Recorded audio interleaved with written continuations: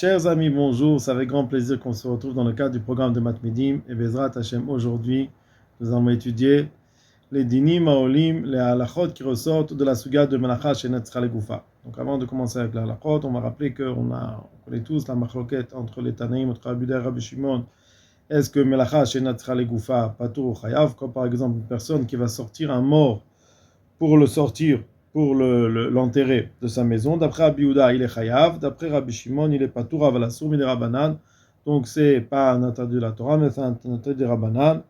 Et on a vu que les rishonim sont en machloket, à savoir comme qui on tranche la halacha. D'après la majorité des rishonim, le Rach, le Ra'avad sont ramenés dans le Rashba, le Rif aussi, on a vu le Ramban. Le Ran aussi il explique le Rif comme ça. Donc la majorité pense qu'on tranche la halakha comme Rabbi Shimon, que Patour. D'après le Rambam, on pense la halakha comme Rabbi Yehuda, que Chayav. Le Shulchan Aruch, lui, il a tranché, il a dit, comme la majorité des décisionnaires, que Melacha Shenat Tzra Legoufa Patour. Et après, il a écrit que le Rambam, lui, écrit que Chayav. Et donc, on comprend du Shulchan Aruch qu'il pense que la halakha essentiellement elle est que Melacha Shenet Tzra Legoufa Patour. Donc on a expliqué que Melacha Shenet Tzra Legoufa c'est le contexte où une personne fait Melacha Bechavana, mais elle ne fait pas dans le besoin, dans le but de la Melacha elle-même. Donc une personne qui fait une Melacha Bechavana, mais qui ne fait pas cette Melacha pour le but de la Melacha, donc c'est une Melacha Shenet Tzra Legoufa. Il y a une machloket rishonim. Est-ce que c'est Minatora ou pas? D'après le Rov des Rishonim, c'est pas tout Minatora et c'est un interdit de Rabbanan. D'après le Rambam, c'est un interdit de la Torah. Et selon la on est possède comme la majorité des Rishonim, que c'est pas tout Ravalasso. Les Rishonim disent ils écrivent que même Melacha She'ena Tzricha Legoufa, c'est pas un interdit de la Torah, mais ça a la gravité. C'est plus grave que les autres interdits de Rabbanan. Pourquoi?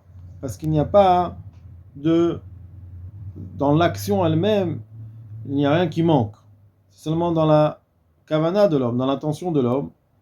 Et donc, si on peut faire avec un changement de kavana, il peut se retrouver dans un interdit de la Torah. Donc c'est pour ça que c'est une plus grande gravité. C'est pour ça que les Rishonim écrivent que nous n'avons pas permis de faire une melacha Shenet Tzra Legoufa, même si il y a un kvod abriot, il y a un besoin d'honorer, ça peut atteindre l'honneur d'une créature, comme par exemple, lorsqu'on doit sortir un mort dans le Reshut Arabi, dans le Reshut Hayachid, d'un domaine privé à un domaine public, pour ne pas qu'il y ait du bisayon, pour ne pas le faire honte au cadavre, et on n'a pas permis, même si c'est qu'un interdit des Rabbanan, Mishum Kvod Abriot, on n'a pas permis parce que c'est un interdit qui est plus grave que les autres interdits.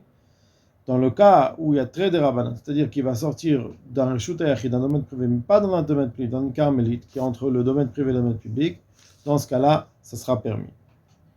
La même chose, une personne qui va faire la Melacha d'Otsa, qui va sortir d'un domaine privé à un domaine public, dans un contexte où il n'a pas besoin d'utiliser ce qui va sortir. Par exemple, quelqu'un qui va sortir les poubelles de chez lui, et il va les laisser en dehors. Il les sort pas parce qu'il a un intérêt que les poubelles soient dehors, mais son intérêt est que ce ne soit pas chez lui. Donc même s'il n'y a pas un interdit d'Oraïta, puisque c'est un Melacha Shenet Tzra Legoufa et qu'on tranche comme l'avis de Rabbi Shimon,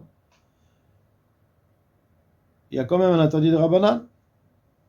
Un autre cas de figure, celui qui est Mechabé et Taner, celui qui va éteindre une bougie pendant Shabbat.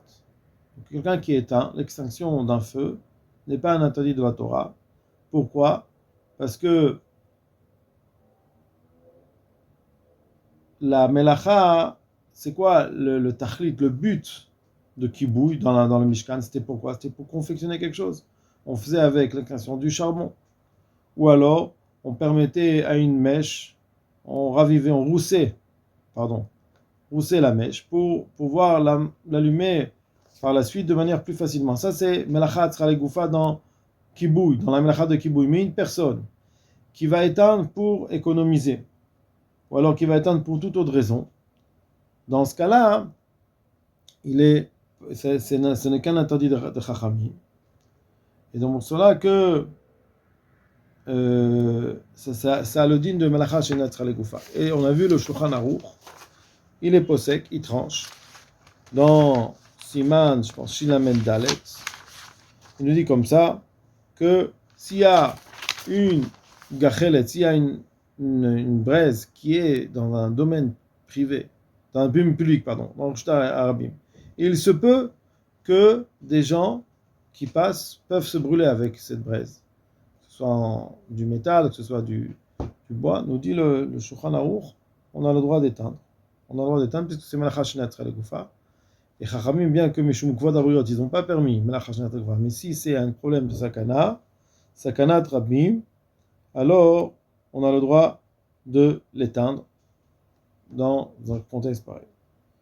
Il y a une autre aussi halakha concernant Melacha Shenat Goufa, c'est le Shulchan Aruch Siman Chitet Zayin qui pense que Shmoneh Shratim sont les 8 reptiles qui sont écrits dans la Torah. Celui qui les capture, il est chayav. Par contre, les autres reptiles qui ne sont pas écrits dans la Torah, il n'est pas chayav. Pourquoi? Parce que c'est Melacha She'ena Tzricha Legoufa Patur Aval Asur. Donc si on tranche comme la vie de Rabbi Shimon, selon Rambam, il sera chayav. Mais selon les autres Rishonim, on fait une différence entre capturer les 8 shratim. Pourquoi? Parce que de manière comme ça, sans réfléchir, sans avoir une kavana spéciale, si ces 8 reptiles-là, on les capture, alors a priori, c'est des choses qui sont, c'est une sorte d'espèce où on a l'habitude de capturer, donc c'est Melacha Tzricha Legoufa. Les autres reptiles, il faut avoir une kavana, il faut avoir un besoin de les capturer. Mais si c'est pour enlever un dommage, ça s'appelle Melacha Shenat Tzricha Legoufa et c'est pas tout. Ça, c'est le Shulchan Aruch, Siman Chitet Zayin. On a une autre halakha maintenant concernant Agozev Tzipornav. Agozev Seharov et Tzipornav. On a une difficulté avec ça. Pourquoi? Parce qu'a priori, se couper les ongles, on n'a pas besoin de l'ongle, on n'a pas besoin du cheveu. On le coupe pour ne pas qu'il soit là. Donc c'est Melacha Shenat Tzricha Legoufa. Alors, il faut différencier. Une personne qui va se couper les cheveux pour se faire beau. Alors, une machloket, est-ce que ça s'appelle Melacha Tzricha Legoufa? Il y a un interdit d'oraïta. Ou alors, puisqu'il n'a pas besoin de ce cheveu, il n'a pas besoin de cet ongle, donc c'est Melacha Shenat Tzricha Legoufa. On a une personne qui a un autre besoin, pas pour s'embellir, mais pour un autre besoin, comme par exemple s'il a une plaie là-bas, il a besoin de se couper les cheveux parce que pour faire un traitement. Donc c'est sûr que c'est Melacha Shenat Tzricha Legoufa, et d'après tout le monde, il n'y a pas un interdit de la Torah.